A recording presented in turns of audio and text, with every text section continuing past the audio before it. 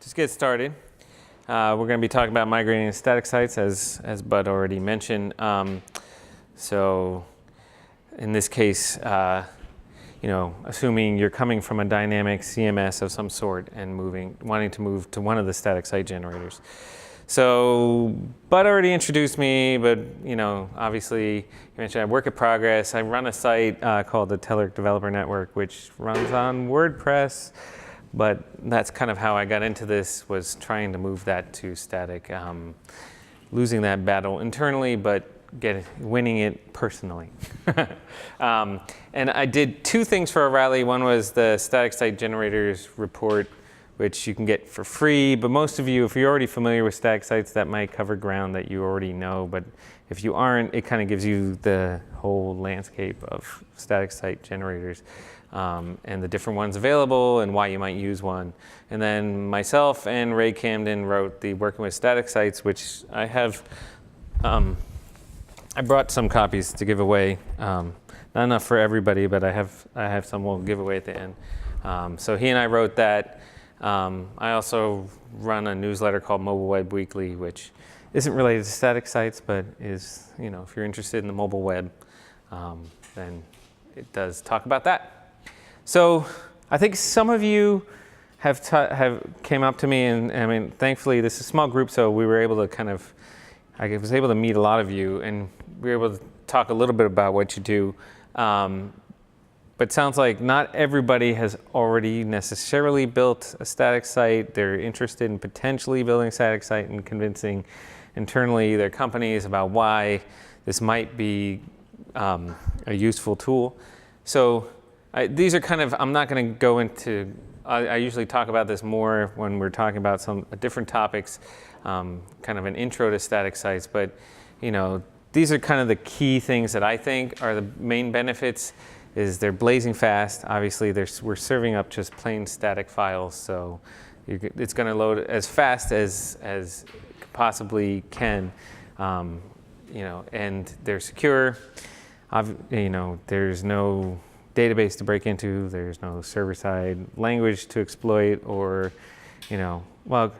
those of you on WordPress like me know how secure WordPress is all the time. It's not like we're constantly getting updates to fix holes in it or anything. So there's none of that to exploit as well.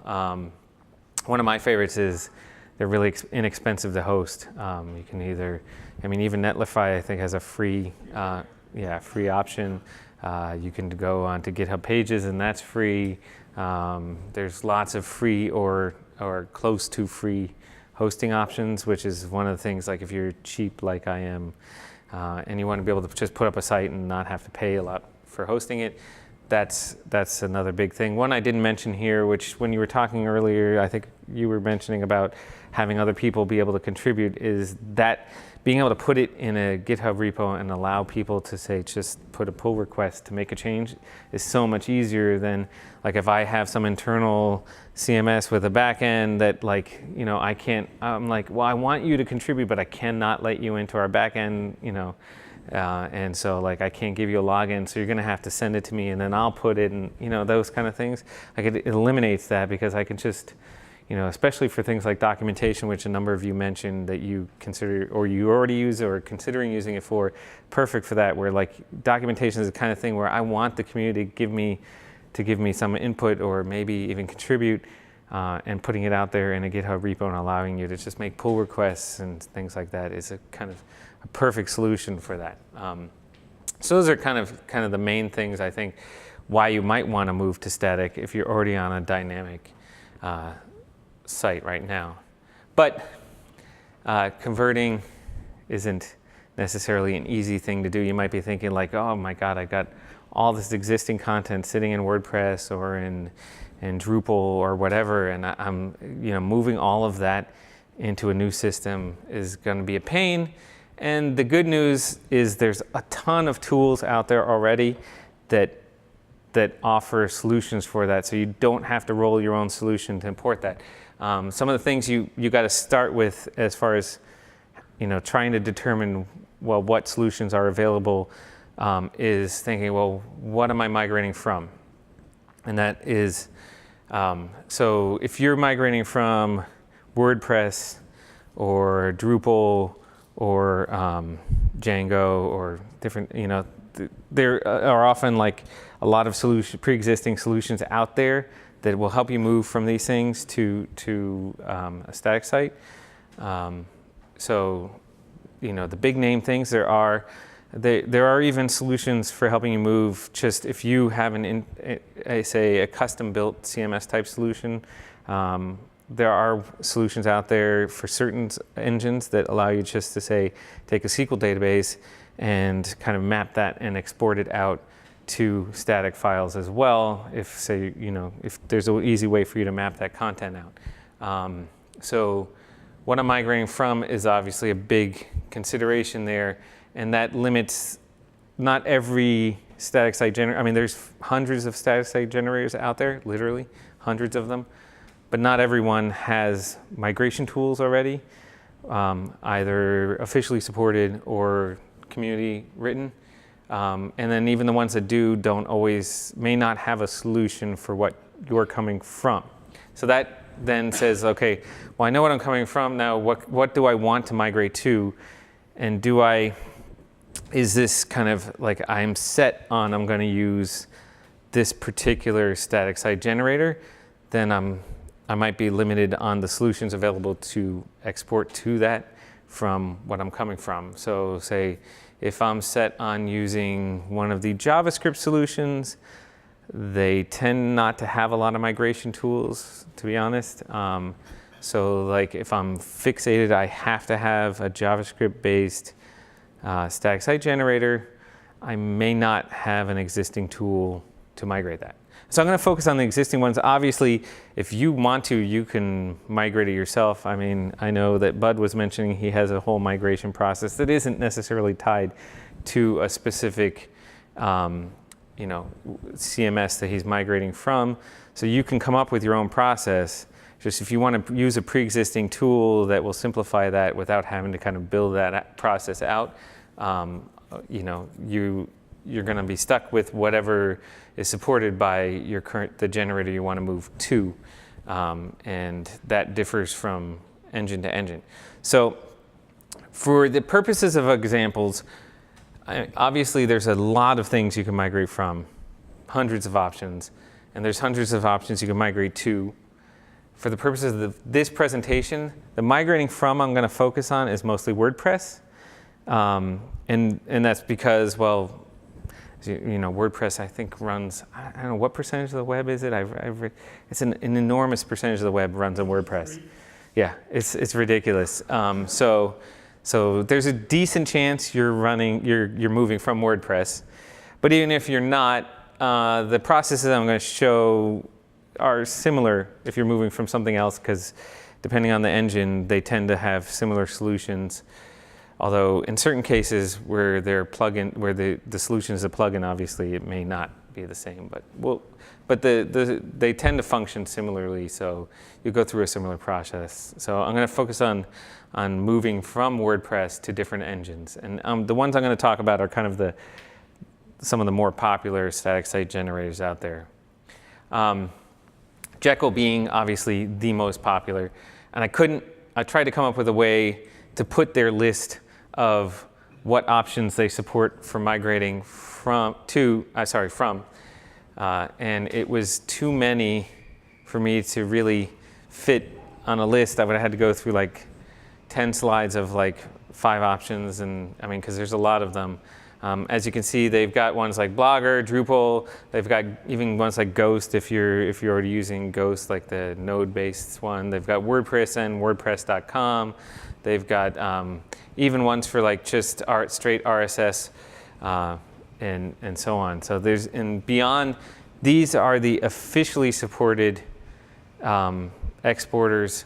There are other scripts that they link off to that are unofficial ones that the community's written. So there's even more options beyond the ones I'm listing here that you can find on their site. So, the good news is good likelihood that whatever you're coming from, there's a pre-built exporter to migrate to Jekyll.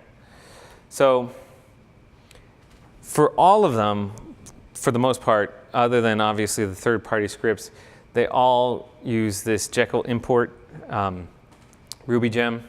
So you would start with this. All of those are going to start the same way. Gem install, this Jekyll import. Obviously, you have to have Ruby gems installed, and to be able to get that. But if you're going to run Jekyll, you need that anyway. So, you should be all right. But then once you get beyond that, each importer has its own separate dependencies. So some of them don't have any. Others have several. So like for instance, for WordPress, you need to install all of these. This Unity code, SQL, MySQL2, and HTML entities are all required dependencies of the migration tool for WordPress. So one of the things about that is that I ran into is that how many of you, so a number of you were already using WordPress. How many of you are using it with MAMP? 1, 2, 3? Did you? No? Okay. So out of the small group, that's a decent percentage of. So and to be honest, you would match, this is off of CSS Tricks. So based on their survey, which that's a really popular site, also WordPress, 60% of the people were running MAMP to run WordPress locally. And what you may not know until I tried to do this migration is that MAMP includes its own MySQL built in, right? But it's not the full MySQL. So when you actually even try to run that install process, it's gonna blow up on you because it's looking for a full MySQL install and it doesn't exist. What you end up having to do, and this is just because if you tried to run this process, I want to make sure you're not like, Brian showed this to me and it flat out didn't work. I couldn't even get past the beginning. And it's, no, you have to go install a full install of MySQL, which will not mess up your MAMP installation. And then when you run the migration tool, so all that full install does is allow you to install the dependencies, because they're saying, oh yes, there is a full MySQL there. And then when you run the migration, you don't even need, you just point it at the one for that's built into MAMP. Huh? You're saying that's part of the MAMP install? So the MAMP install has MySQL built in, right? But it's not a full MySQL. So you have to install a full MySQL in order to make this, to get those dependencies to work, because it'll tell you that you don't have MySQL installed, so it'll just stop the process, end it, and it won't finish. So if you install it, it allows the dependencies to install, and once those dependencies install, you can then run a script like this, which in this case here, you do not need this line if you were running WordPress with its own MySQL install. If you're running on MAMP, what this is telling it is saying, go ahead and use the MySQL that's part of MAMP as opposed to the full MySQL install that I have, right? Make sense? And you just have to kind of, obviously, that pathing may differ for you, depending on how you have it. But what this is this little script you run on the command line, and this is my version. Right, I've modified it based on the Jekyll documentation provides the full one. I'm going to interrupt. If I get out of, I know you're getting everything. Okay, so let me go here. Where is my mouse? There it is. All right. So if we go just say look at the full, not this. They give you the full script here, and you can take the pieces that relate to you or not. So what that was mine cleaned up for the site that I wanted to import. So I've taken some of these out that don't relate to me, added in, I've tweaked the socket portion so that it points to the MAMP install, and then I can run it. What you would do, I'm actually going to show it to you, so we can do this here. I am going to, hold on, give me a second. We're going to go And hopefully this will not blow up on me, as would be kind of typical of actual demos like this. So we're going to say I'm going to open a terminal in here, and I'm going to do for the Jekyll new, and I'm going to call this WordPress to Jekyll. I'm going to make a new Jekyll site. Okay. And then I have, let me make sure I have this running. I'm going to make sure my local host is running with. So for those of you who haven't seen, I have this sample site that's a Adventure Time fan site that I did in all the different, not all, 10 different engines, static site generators. In this case, all I've done, I have not rebuilt the actual site. What I did was I took the content from the site and put it in WordPress, in this WordPress instance. So it has several posts and a single page. So it's not a super complicated WordPress site, but just so that I can run the process to show you how the export runs. Okay, so that's my WordPress site. So I just created a new Jekyll site. So where's my, I'm in projects. Okay, so I need to cd to Jekyll. And then I'm going to run, I've got that little script here. We're going to run this script. Hopefully it'll actually work. All right. So then I should be able to say Jekyll serve. All right. And then if I were to go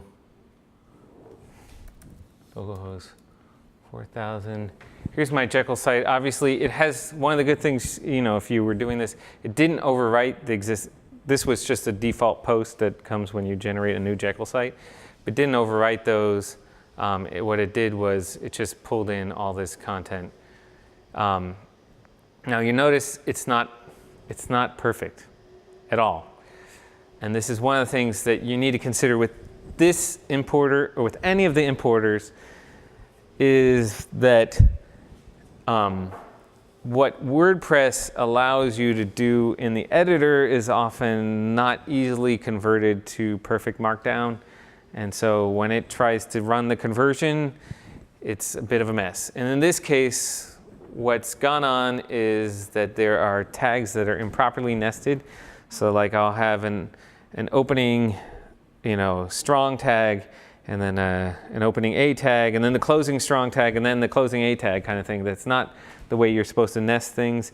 And then the conversion gets screwed up. So the point to consider here is that, yes, I have a big head start on building my site because all this stuff is there, but I still probably need to, so I have two choices. One is clean up the HTML through some kind of conversion before, if this becomes a problem. Or my second option is to clean up the Markdown after, right? So either before or after, we got to clean it up. But I'm still ahead of the game in terms of obviously this site only had 6 or 7 posts, but if I had hundreds of posts, I'm still quite a bit better off than I would have been without running that. So. Do you recommend something like HTML or something else? I don't have a specific recommendation for cleaning that. I mean, I've only tried to migrate small things, and in this case, I probably would have found a different converter, like a cleanup tool to clean up the HTML first, that I could run everything through somehow. But and I have tried a few of them that work, but I don't remember what they are offhand. So anyway. HTML Proofer doesn't actually clean anything; it just tells you the errors. Yeah, there are some, because I remember when I did this, there are some that will do the cleaning for you. And I think there's even some that will actually allow you to automate this. Obviously, you'll have to figure that out in terms of getting that fixed and then back into WordPress. So it's not a simple process. What I would say is first try it if it's a mess across the board on your posts, which it may not be. I don't remember why it was in this case, but it may not be. If your posts are okay and you just have to do some manual cleanup on, say, a small percentage of them, then just do the manual cleanup and don't bother with this whole thing, but just try running it and see what you get. If it's a real mess across a ton of your posts, then you might consider some other solution. How does it do with shortcodes? Because WordPress is Right, so that's another thing. Shortcodes is it doesn't convert shortcodes. Nothing will really that I've come across in terms of the conversion process. So you're kind of, if you use a lot of shortcodes in your posts that do a lot of complicated things, are hard to. It's definitely a barrier for moving over. In fact, it's something I'd love to move over, but even that's a big consideration for me, for the site that I run, is that WordPress has this way of embedding itself in everything, so it's hard to get away from. I probably could, because I only use a handful of shortcodes, but if you really rely on a number of them and they're across a lot of posts, you'll have to come up with, say, I would run the conversion and then run something that, say, you've written that searches for those shortcodes and maybe runs the replacement on. I mean, the nice thing is it's not that hard to do because you're working here. You're not like, it's just static files, and I can, for me, I would hop into Node and whip up something that searches those files and finds and replaces that with whatever I need to replace it with. But it would be, that part would be up to you. Okay? It's not built into the converter. Isn't there like, I don't know, from WordPress, isn't there like a converter tool from that it's written in PHP, for example? Because, and using the WordPress API, wouldn't that be more efficient somehow to go from that to a static or just a set of markdown files than trying to guess? You could, I have not tried to use the WordPress API to do it.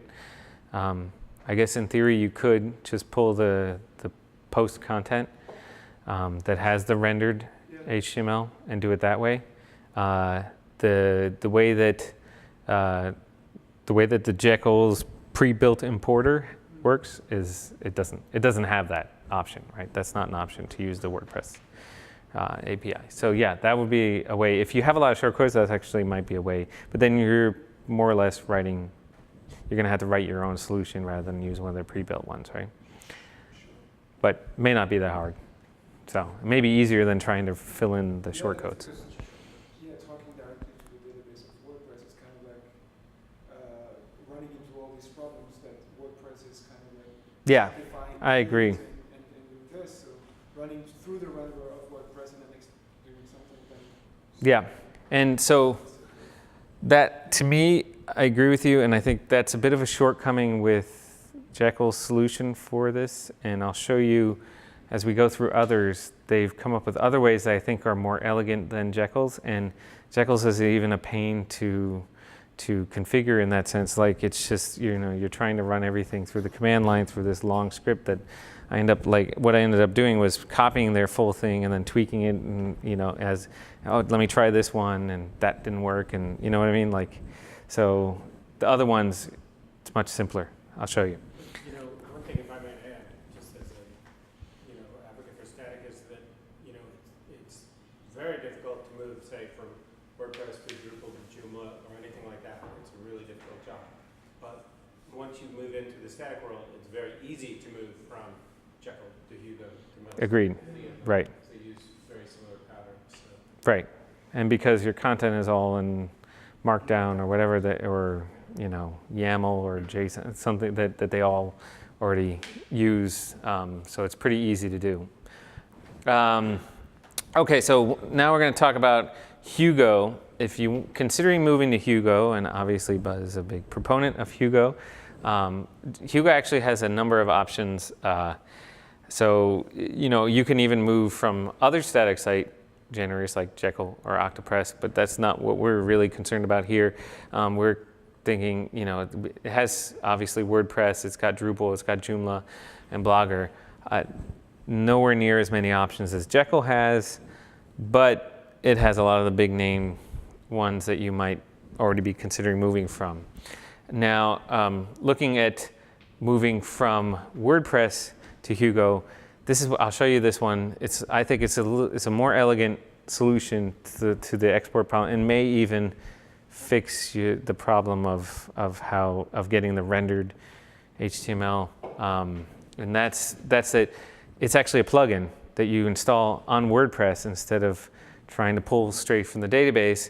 Because WordPress has an export option already built in, right? So you can, what this basically does is utilizes WordPress's export and then pulls from there instead of the other way around. So the step one would be I download the plugin. It's not like I do not believe it's in the plugin directory. I actually have to go pull down a zip and extract it and put it in my plugins folder. But I mean, any of you who've done WordPress, that's a simple process, right? Then I run the export. So I place it in the plugins directory. I run the export, and then in this case, it's only going to give me the content files. But the other nice thing that it does, and I'll show you this, is it gives me all the assets as well, which is a big pain in the butt. If I want to be able to move all of my images over, I got to make sure they're moved over into the right folders and stuff that the static site generator wants, and so on. So in this case, it bundles everything up, both files and assets, and then I just pull those over into the site. So let me show you that. Actually, I'm going to go ahead. Sorry, I have to kind of stand in front of it as I do this, but it's not. So hopefully I'm not blocking it. Oh, good, Adventure Time. Okay, so I have that plugin already here. You can see if I go to Tools and I go Export to Hugo, and then it's going to give me a place to dump it. So I'm just going to overwrite the one here since it's already here. Hugo Export Place. Because I don't know if I don't remember when I ran that. That might be an old one. I ran from a while back. So I'm going to go to my desktop with 1,000 useless images on it. Let me throw this one in the trash. Okay, Hugo export. And this is what it gives me. So you can see it gave me the configuration file. It gave me my posts. And then in this case, it gave me all the images that are associated with those posts here, so I can move those over. It even threw them in the same directory, so I don't necessarily have to go and change any of my file pathing in the posts or anything. It even gave me my page, the one page on this site. So to me, that's really easy. I'm curious. Let's open this up. As you can see, in this case, actually, it came out much, much cleaner than the Jekyll export did. So maybe this resolves that problem, because this is working off the exact same site. So we don't run into that problem that we ran into with Jekyll. You could use this for Jekyll as well. You theoretically could use this for Jekyll. That's true, because it just gives me Markdown. What you would have to do is fix the front matter. I don't think is exact. I think the front matter for Hugo and the front matter for Jekyll differ in some ways, right? So you may have to fix this. Yeah, it's not too much. I don't think. Not much, but that would be easier. Yeah. But that's it. Yeah. So you could do that, and I think it's as I said, it's a much more elegant solution to the problem than doing it the other way through the command line, through that script. Now, obviously, I can't even, that's not giving me a finished site. I need to move that into an existing site. And if you've used Hugo, I mean, I couldn't run that, even though it gave me a configuration and everything. There's no theme or anything, so even if I ran it, there's nothing there. So you got to move that into an existing site, but it's pretty easy, just a copy of the files. So that's Hugo. That was quick because I think it's pretty easy. So we're going to talk about Middleman. If anybody's heard of Middleman, it's another Ruby-based option. Obviously, Jekyll is Ruby-based. Hugo is Go-based. Middleman is probably I guess, about the third most popular. It's hard to quantify because I don't. But but it's also Ruby-based. Middleman is, I tend to see as the solution for people who really love Ruby and want to write their static sites as if they're, you know, like I said, Jekyll, you can get away with not knowing anything about Ruby and still build sites pretty easily. Middleman, you really kind of do have to know Ruby, and it uses a lot of Ruby conventions, so it's more the Ruby developer solution. There are no official options to move from Middleman, but there are a few unofficial options that are maintained. There's not that many. I couldn't really find anything for Drupal or Joomla or any of that. So, but there are some out there. So there are a number of WordPress, not numbered, there's a handful of WordPress to Middleman solutions. The one I chose to use is this WP2 Middleman one. So there are some other options. So this one I've used before and it works. So I continue to use it, but I will note that it hasn't been updated in like 2 years. So this may be, I can't tell if it's just not maintained or it just doesn't need an update. So you have to install the gem. You also export the WordPress site XML, and then you just run this, and you'll get everything. So like if I were to go, again, I've got. Let me show you here. Let me get out of here. Move. Sorry. Projects. Okay, so in here I've got WordPress to Middleman. All I've got in here is the site XML. So this is basically, rather than using a custom exporter, I'm just doing the regular WordPress XML export, right? And just getting the export of the site. And then if I were to say, I'm going to go in here. I'm going to cheat, and I'm going to copy that that little line here.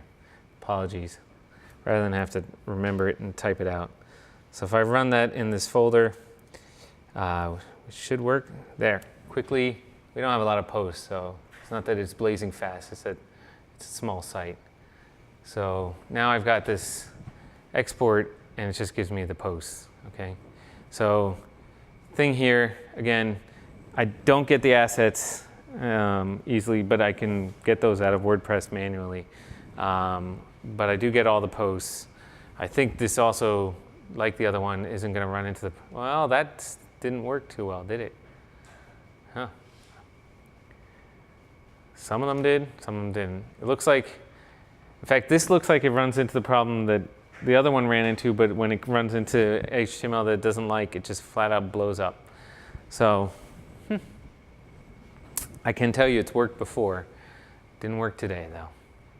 Figures. So anyway, assuming that in your case it did work, and unlike mine, you would get the posts, you have to copy those over. Obviously, you may have to run it through some cleanup. And then you'll have to manage moving all the assets and stuff manually. The other thing you'll notice, it did not move the page in this, or any pages, so we'd have to manually move the pages over, which is a bit of a pain in and of itself. So not ideal, not really the best option in my opinion. But then again, if it were up to me, I wouldn't be recommending you Middleman anyway. I'm not a huge Middleman fan, but then I'm not a Ruby guy either, so that might be why. I'm including this one because every time I present on static site generators, somebody's like, what about a JavaScript-based generator? And okay, so I've given a session a number of times actually because I get asked to do it. It's like, let's do a session only about JavaScript static site generators. Which one should I choose? And I go through the 5 or 6 that I've already used myself. And then at the end of that process, I tell you which one should you use, Jekyll or Hugo. Don't use any of them. I hate to tell you. Now, I have not used the React one, Gatsby. So what I've heard, I'm not convinced I'm going to be suddenly like, oh yeah, this is the solution. So the JavaScript-based ones I would say, if you are a JavaScript developer, I won't be offended, it's okay. If you're a JavaScript developer and you really, really, really want to use a JavaScript-based engine, you know, that for whatever reason, then there are obviously a ton, and some of them, Hexo is not terrible. So yeah, that's my biggest endorsement. Hexo's not terrible. And the only reason, honestly, I'm focusing on Hexo in this particular case is because even though I prefer Wintersmith, or even, there's another one, I'm blanking. And I don't, by prefer them, I mean, it's like, well, if I have to use JavaScript-based one, Wintersmith is better. It's still not great. But Hexo has a bunch of exporters, and the others do not. Which is honestly goes at the problem with JavaScript-based solutions for this in this area anyway, which is that they're not as mature as the other solutions. They don't tend to have all of the same things built in that the others do, and so you end up kind of having to do a lot of extra work to fill in the gaps that aren't there. But as I said, if you want a JavaScript-based one to migrate to, and you can use Hexo, and it does have WordPress, Joomla, Blogger, and just an RSS one, which would get you pretty much anything that comes out in your RSS, right? And these are official on their site, so I believe the project maintains these themselves. So it's not like, say, the Middleman option where I'm relying on a community one that obviously isn't updated that often. So the process of migrating from WordPress to Hexo would be you install this via npm. It is not like a global npm installer, so you have to install it for the site that you want to migrate. So like I would create a Hexo site, install this on that particular Hexo site instance, and then I export via XML, and then I use the command to migrate them all. I won't run through this. I have a setup, but it basically would look the same as the last one, very similar. Once I have that XML, I can migrate everything easily. And it worked similarly. I believe it also did not necessarily move the pages, so you're stuck moving pages again on your own. And it did not move the assets, but you did get the markdown for all your posts. So obviously, I went through those solutions. I think there's a whole other option available to you that is not using a built-in migration tool from one of these engines, and that is I don't actually move my content to the static site generator per se. I move it to a headless CMS of some sort, or another service like Cloud Cannon or Forestry.io, right? And some of them have migration tools built in for their service that allows me to use them to generate my static site.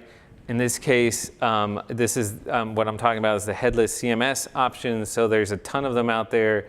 Contentful is kind of the most widely known, but there's others that are very similar, and they each have their migration options from a particular CMS to their headless CMS. And then I use the headless CMS, usually has some integrations with static site generators that allow me then to, say, use that. So there's a number of benefits for this option. Number one is I'm not tied. I'm moving my content into something where it's more easily maintained through an interface that, particularly for any of these, your CMS, anyone contributing to content to a CMS who may not be a technical person, a coder, they're not going to want to write Markdown, and they're like, where's my WYSIWYG editor? And you're like, well, Markdown doesn't really have good WYSIWYG editor at the moment. I think there's some, but they're usually not something that your non-technical content people, I think, generally feel comfortable with. So any of these tools offer you more of that WordPress style or other CMS style editing tools for content, where they can drag images and things like that. And so they can work on the content that way, but you still, in the end, can then use that integration to generate your static site, right? So like using Contentful as an example, so Contentful has Drupal, WordPress, and just a generic SQL database so that you can then tie into, like, say, what your content is and stuff. So those would be the import options. So now I would use, say, in this case, kind of following on my examples that were all WordPress, I would use their WordPress importer to import all of my content into Contentful. And then I would use the integrations that they have, which in this case, Contentful only has Jekyll and Middleman pre-built for you. But say if I wanted to, say, move to Jekyll, I could use their Jekyll integrations to then generate the site off of content that is now migrated over into their service.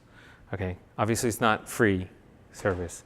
I don't remember how much each of these charges, and they're different depending on which one you use. And again, I'd also look at options like forestry.io or Cloud Cannon, which will give you something similar, and even may have more options. I think Cloud Cannon is only Jekyll. You did mention Forestry does support Hugo now. So you could do Forestry and do Jekyll and Hugo and then migrate that over. So the point is don't limit yourself to just say, I'm only going to migrate based on what migration options are available for the tool I want, for the generator I want to migrate to.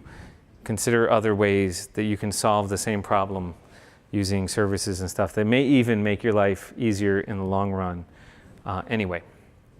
So anyway,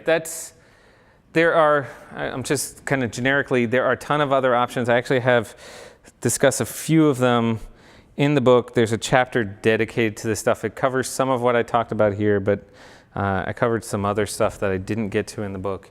And then other areas I actually go a little bit more in depth, I'd say, on some of the migration options. But so there's a whole chapter dedicated to that. And there are more options than I mentioned here. Obviously, it all depends on what you want to depends on what you want to migrate from and where you want to migrate to. So that's it for me. I will answer anybody's questions, but if you have a question that comes up later, just feel free to write down my contact info and contact me later. Or if you decide to do some of this stuff and you're cursing my name because you're like, why did he send me down this path? Maybe I can help. So, anybody have any questions? Thanks. Thank you. Yeah. Yeah, your criticisms of the JavaScript-based systems, was that just on the migration part? No. Okay. No. Broadly speaking. It's broadly speaking, yes. Okay. And I'm only criticizing the ones I've used. Sure, yeah. Which is like 6 or 7 of them. Okay. So it's there are hundreds of them, Yeah. literally. So I can't say there are, but I've used, other than Gatsby. Yeah. Other than Gatsby, I've used the ones that are among the most popular, like Harp, Wintersmith, Metalsmith, Hexo. So I have a project out there that actually is just called Static Site Samples, and it actually shows you the same Adventure Time site built multiple times in each of the engines, and you'll see the examples for a bunch of those. And I would say, and this is a simple site, and I was frustrated beyond belief with the number of these. Oftentimes the documentation is the biggest issue. There's a number of them where it's basically read the code, which is, kind of not like they have a quick start guide, and then you're like, okay, now that got me to hello world, but like, how do I do more than hello world? Read the code. Can you comment on any So- of the Python-based systems? I have not used any of them. The only one I know that's like is widely used is called Pelican, but I have not used it. Yeah, So I came in super late. Yeah, don't worry. Already. Apologize. Has there been any effort, it seems like there's a lot of like WordPress to Jekyll, Jekyll to Hugo, like all these kind of right. singular exporters. Has there been any, have you seen any effort to like create like the pandoc of, No. set migrators? Well, okay, so some of them, which I did mention before you came in, that part of my focus on WordPress is because WordPress was what I knew, and it also is what a majority of people use.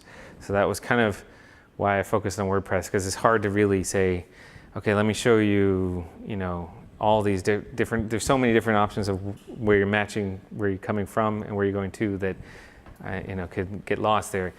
So as I show you with Contentful, and some others have like RSS importers or generic like SQL database importers would be the closest thing to that I've seen.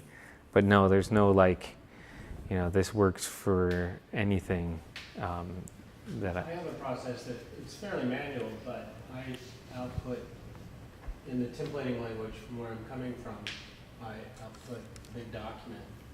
I convert that document, so that's HTML, and it outputs HTML. It kind of solves the shortcode problem. That's sort of the thing we were talking about before, but it outputs one big HTML document. I convert that into Markdown, and there's a signal there for which is a different page, and then I have a bash script that turns that into individual documents. And that's worked pretty well. I mean, I've done some really big migrations from places that don't have scripts like, what Brian was going through, and it's far from automated, but it's not a bad process either, because it allows you to, so with these scripts, what you get is you get the WordPress way, which then kind of matches the Hugo or Jekyll way or whatever. But with this, you can customize, because you're outputting it in your templating language that you're coming from, so you can output it however you wish, and then just convert it into documents, and that works pretty well. Yeah. I mean, none of them are, another entirely, I was just thinking to myself, for certain of these, like WordPress, obviously the one I know, you could even just write a theme, which is nothing, empty theme. It's just, and then you could run something that just pulls the HTML that the empty theme generates, basically. There's even tools in WordPress that will write static files for caching purposes, and you could even use something like that. Say, have an empty theme, spits out, it caches this HTML, and just copy those. But because it could just be HTML, right? It doesn't have to be converted to Markdown. I would prefer it be converted to Markdown because I think it's easier to maintain. But if you're talking about, I just need to move this content over and have it render properly, and we'll do here on out on Markdown, then you could just find different creative solutions for getting the HTML out of your CMS. we should post those, maybe with your slides, the ones we were talking about, either the Word to Markdown and the HTML to Markdown. Right, yeah. Yeah, those are useful tools. I think we were talking, I use the same ones for Word to Markdown isn't useful necessarily for migration, but it is useful if you have content contributors that don't like to write in Markdown. And it's not perfect. It requires a little manual cleanup, but it works. The HTML to Markdown is great. If you say you did this, you could even run that through an HTML to Markdown converter and then get the converted stuff. So there are other processes that you can do on your own that would solve the same problem.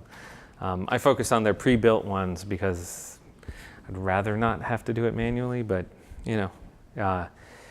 if it's gonna sometimes it is easier to build it yourself, depending on the problems you're trying to address. Cool. Any other questions? All right, thank you.